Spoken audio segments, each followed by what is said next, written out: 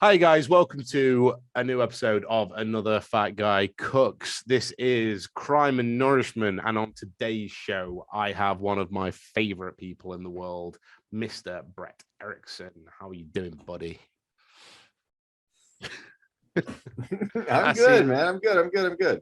So Brett is currently, obviously you all fucking know, because I don't have one person that doesn't cross over between us through Twitter and Facebook and shit. So obviously you know that Brett is one of the main contributors to the Issues with Andy podcast, but also is doing the same job of steering a lunatic on the William Montgomery podcast, which you should check out now as well. Yes, but it's definitely it's a video podcast, so it's on YouTube.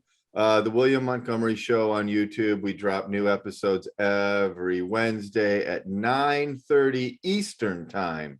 Perfect. I don't know when that is Greenwich Mean Time, but I know you. We're 5 hours ahead of you right now. Well, watch it the next day then. Yeah. How you doing anyway? You all right? I'm good. I've had a really hectic day because there's a big storm in America, and it's hitting right now, and Austin is the southern tip of it. So people here are shitting themselves. Yeah, you're getting snow, right? I saw something on the news. Yeah, everybody's getting snow. We're getting right now. We're just getting rain because we're at the very southern tip. So hopefully that's what it will remain. But they're saying it's going to turn to ice and freezing rain and shit. Oh, so, yeah, I mean, in Texas, if anybody sees snow, they just start shitting themselves uncontrollably and screaming. Yeah. Well, remember last year, all these assholes. This was before I lived here, but they had the big Texas freeze where the power went out for 3 or 4 days, and Ted Cruz went on vacation to Mexico, and everybody else shit themselves. So I was just going for my regular trip to the grocery store, but it was fucking madness in there. And same as early COVID, yeah, that's exactly what it was like. But I made it home. And I made myself a delicious. Very nice. I had an amazing one of those in Vegas where you weren't. I know. Sorry about that. You were absolutely missed by all. Yeah. And did you guys have fun? And your lovely lady wife as well. Well, she was missed. People sometimes remember that I tag along with her, and that's always kind when they do. Yeah. What happened anyway? Where were you? Neither of us, Carrie or I, had seen any family since the pandemic had started. So we did my family over Thanksgiving, which was a trip up to Illinois. And like idiots, we did that trip in the car. Right. Because originally we were going to have our dog with us. And then our stupid dog decided to die before the trip. And then we didn't have a dog. But then we weren't smart enough to decide that we should just fly up there. It was a nightmare. Yeah. So then we got back from that, and then we had to go to Florida to see her family. And that was a fucking hellish trip, too. And her family's from Florida. Everything makes so much more sense now. Oh, God. We got back here at the same time everyone was arriving in Vegas. And we had imagined that, there's definitely a time in our lives, Hack, when we would have been like, fuck it, we're going to go straight to Vegas. Yeah. But those days are in our rearview mirror, and we got back here and we just fucking crashed for 3 days. And I'm still glad we did it. Well, I actually went to Vegas, and did the trip, went to see Joby, Bisbee, all of that shit. Didn't really get that fucked up throughout all of it. Didn't spend that much money at all. Had a pretty sort of chill time. Got back here, and then last weekend went out, took 3 fucking hits of ecstasy on a night out. Did fucking 4 grams of coke, and ended up just asleep on the side of the road in the cold in just a t-shirt, and then got picked up by my dad at 8 o'clock in the morning. Apparently I don't need to go anywhere to make a complete fucking mess of myself. When you come, you got to get back over here. I'll be back again. I'll be back again. Altercation is looking like 90%. Oh, cool. But I mean, that's quite a way. I'm trying to get over again before then, if possible. But if not before, well, definitely come for Altercation Fest then, because this town's. Have you ever been to Austin? Yeah. Yeah, it's fucking great, man. Yeah. Well, you didn't live there last time I came. I did not. No, we've lived here since May. Mm-hmm. So yeah, just following Rogan, right? Yep. Yeah, it's fucking true. Like it seems like, oh, here's, what's the fucking funny joke there? No, literally, he is my partner's boss. Yes. And he is an extremely, say whatever else you want about his politics. I am fully vaccinated, boosted, and I'll go get I'll fucking do a booster right goddamn now if you got one. So we don't always agree on politics. But he's I met Rogan a long time ago. Dude. I met Rogan a long time ago in England, and he was incredibly sweet to me. He was fucking incredibly generous, and he was lovely. I don't listen to his podcast. I can't listen to anything that's 3 hours long anyway. No. So I don't really. I catch some of his I listened to his podcast that he did with Quentin Tarantino. And I was like, fuck yeah, because that's what I say. I'm making this sound shitty. Quentin Tarantino is not going to sit down with anybody else for 3 hours, but they went in depth on movies and it was fucking fascinating. So, I pick my spots with Joe, but I can tell you that Joe, even before he selected Carrie Mitchell to run his new comedy club in Austin, he was very kind to us and very kind to me. He would do this thing at the Comedy Store. When you walk into the back of the Comedy Store, behind the original room is the long hallway. It's behind the original room. And at the end of the hallway is the main room. But that hallway would be filled with just a fucking, a hall of fame of comedians. And, I would walk through there as an unknown nobody. And, who David Spade and Chris D'Elia and Ali Wong and Tom Segura and Bill Burr. These guys don't give a fuck, but Joe Rogan would be there. And every single time I walked through there, Joe, having a conversation with somebody else, would see me, break off of that conversation, say, hey, Brett, how you doing? Handshake, hug. And a lot of times he would do it when I was bringing other people through the Comedy Store. Yeah. And it just made me look like the biggest fucking hot shot in the world. And I know he knew that. But I mean, I know that feeling because we know Doug, and Doug will do that to you as well. It was cool, man. And he did it all the time. And he was also, and obviously he's got the money to be extremely generous, but even before the Spotify deal and the whole Texas move, anybody at the Comedy Store will tell you, he was by far the best tipper. I mean, it was, can I get a bottled water? Here's $100. Everything. So, no complaints. No, I mean, my only take on Rogan is basically that, in the same way that he got given a massive platform, I got given a body, and I'm not making the best of this. So I can't really judge him for not making the best of that. Yeah, you're sincerely doing the best you can with what exactly. Mistakes were made. Mistakes were fucking made. they were made, and I'm not gonna fucking go back on them at this point. So right on, man. So I've got you on the show for one reason, which is to pretend that you're in prison, basically, because I needed some kind of premise to get all my much more famous, well-known, and people with much larger bases to get on here and help boost me with absolute no benefit to themselves whatsoever. Oh, I get it, bro. So, dude, we already chatted about it. I am practically married to a person who's coattailing Joe Rogan. So I'm on a set of coattails that's on a set of coattails. Coattails on coattails on coattails. No, exactly. So Crime and Nourishment is basically, you have just been arrested for a crime and you have been given the death penalty. Right. What crime did you commit? The year is 2025. No, it isn't. It's January 22nd. Okay. 2025. Okay. I have just been caught red-handed after assassinating President Ivanka Trump. I'm on video. They know it's me. I did it. I definitely did it. So, you know, I had to do it. I felt like I had to do it.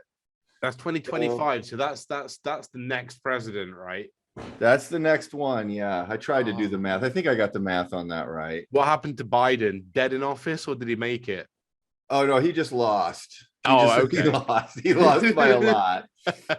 This is the part that isn't at all fantasy.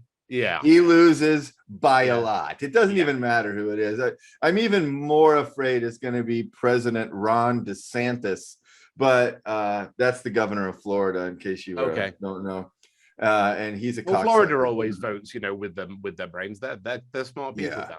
They're fucking batshit insane. But I thought it would be funny if I murdered the first female president of the United States. Mm-hmm. Okay, you know? So how did you kill her? Is this one of these, like, you know, long range with a sniper rifle, or is this like tiny piece of cyanide in the tip of your penis?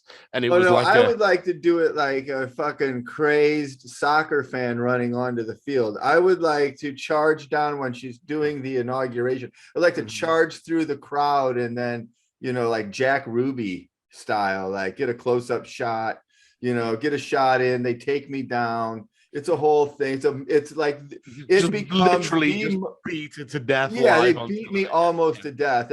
I almost don't get a last meal because I'm almost murdered on the spot by the Secret Service. But it becomes, you know, the most famous piece of film of all time. And you know, and I haven't even contemplated who that would make the president. Someone probably even worse, because the vice end up being like Caitlyn Jenner. Probably. Yeah,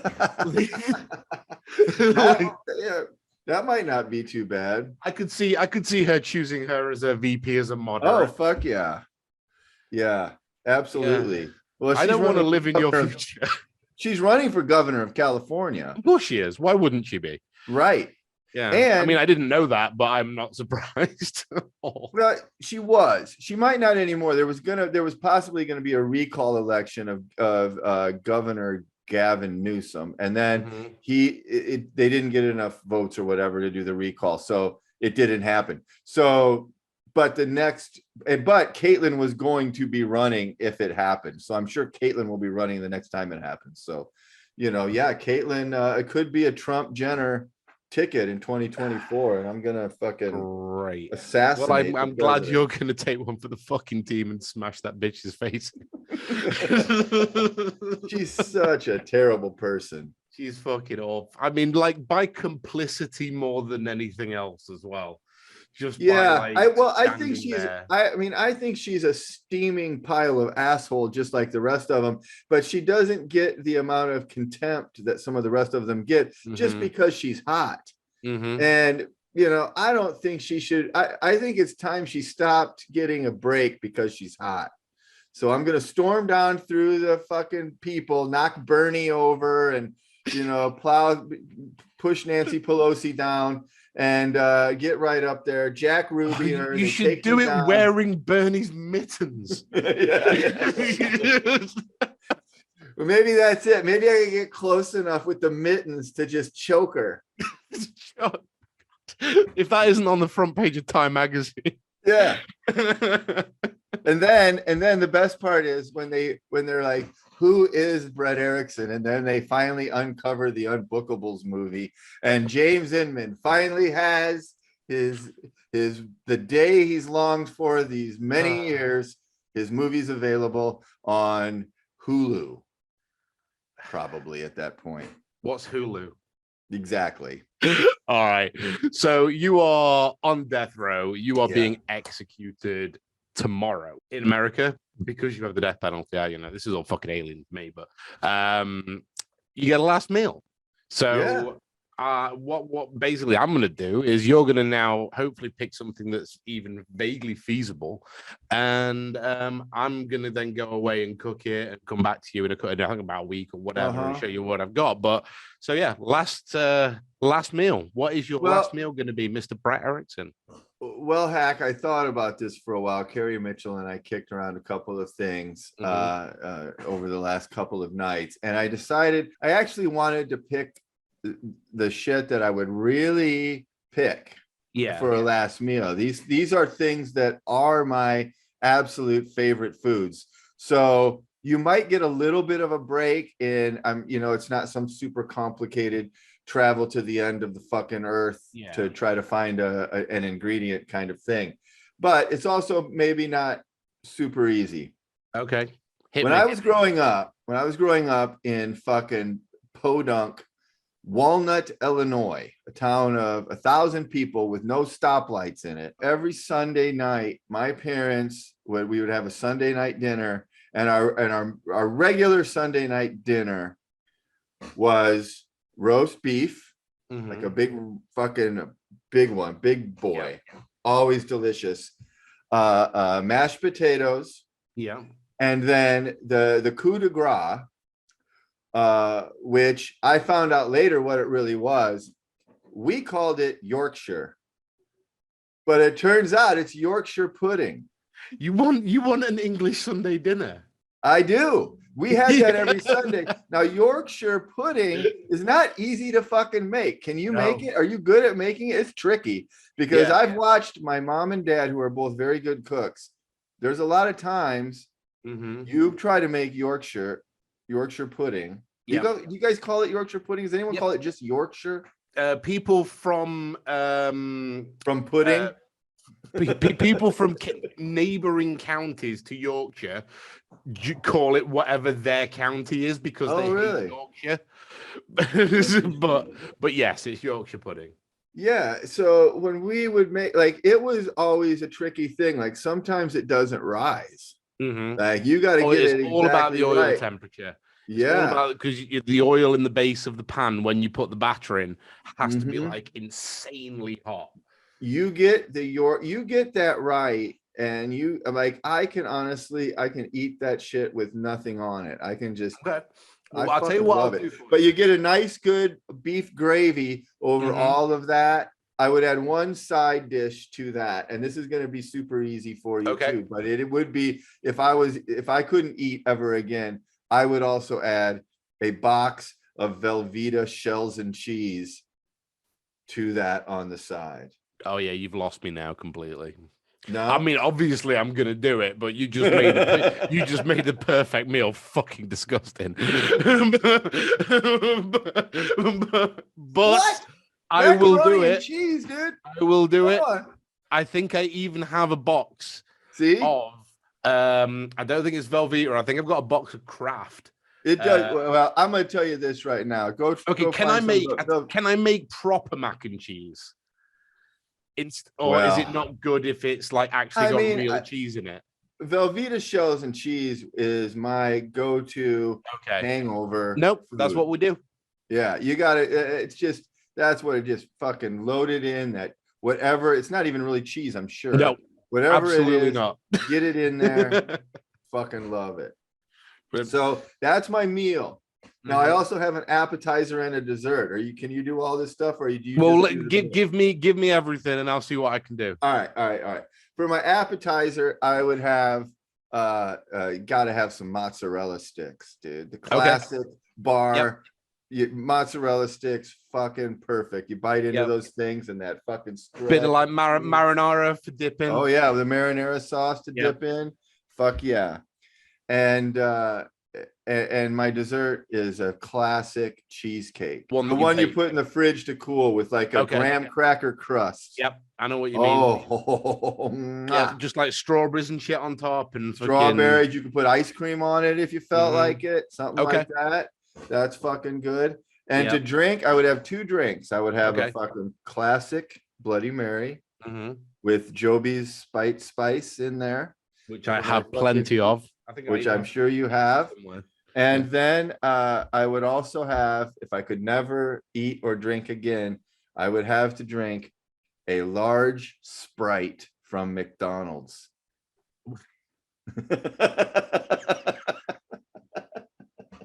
I'm a The thing basic is, bitch, dude. it I am a sounds basic insane, but I bitch. know exactly what you mean because one of my favorite things in the world is just like a huge just Coke and ice from McDonald's, and Oh, then that first sip of that thing is so just good. like, ah, It's so yeah, good.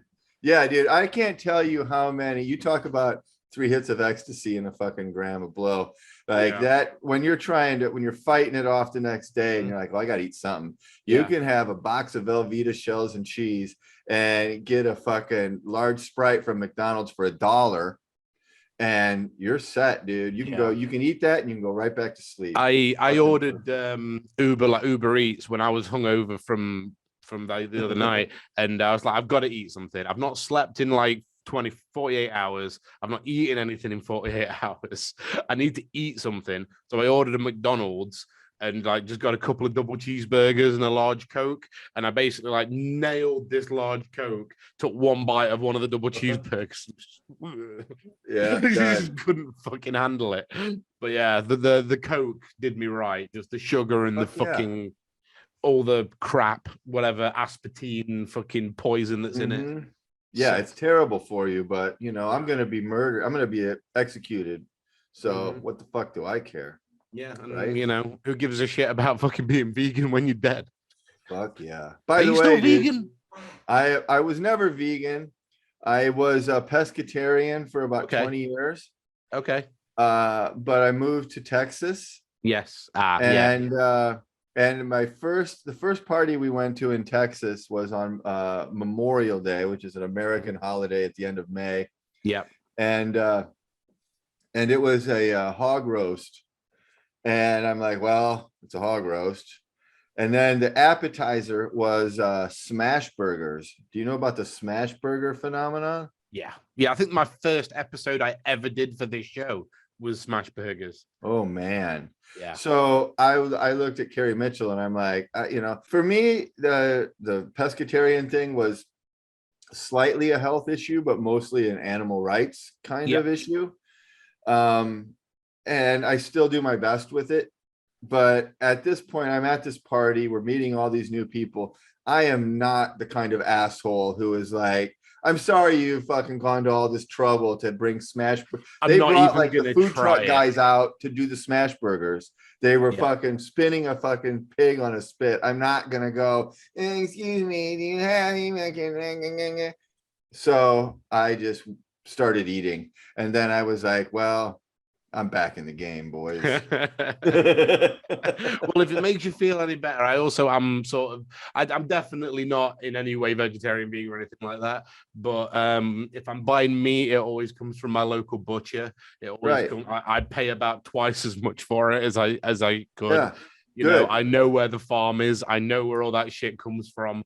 So it's not the best I could be doing, but it's something, Well, it is something. And, like I said, I grew up in that small town, Illinois. It was a farm town. I grew up on farms. I was a town kid, not a farm kid, but I spent lots of time on farms. And, your average farm, they are being as humane as they can be to these animals. That's fine. It's these big cocksucker factory farm Tyson and Jimmy Dean sausage and all this shit that I try to stay away from. So which makes perfect sense. I'm with you. One other thing I want to talk to you about before we go. Now he seems to be at least getting towards being out of the woods. Can we talk some shit about Andy Andrist? You got any I want to talk negatively about Andy for a bit because all this fucking positivity has been making me feel sick. You need to rebalance the fucking universe a little bit, right? Fuck. You know how many drugs that fucking prick steals? God. Oh, listen. Every time Andy comes to my house, see, I'm not much of a pot smoker anymore, but Carrie Mitchell is what is commonly referred to as a pot tank. Mm-hmm. She's a champ, and she hides all. What she does is she hides all of the good weed. Yeah. And then she sort of hides some of the kind of Andy weed. And so that when Andy finds it, he thinks he's found the stash.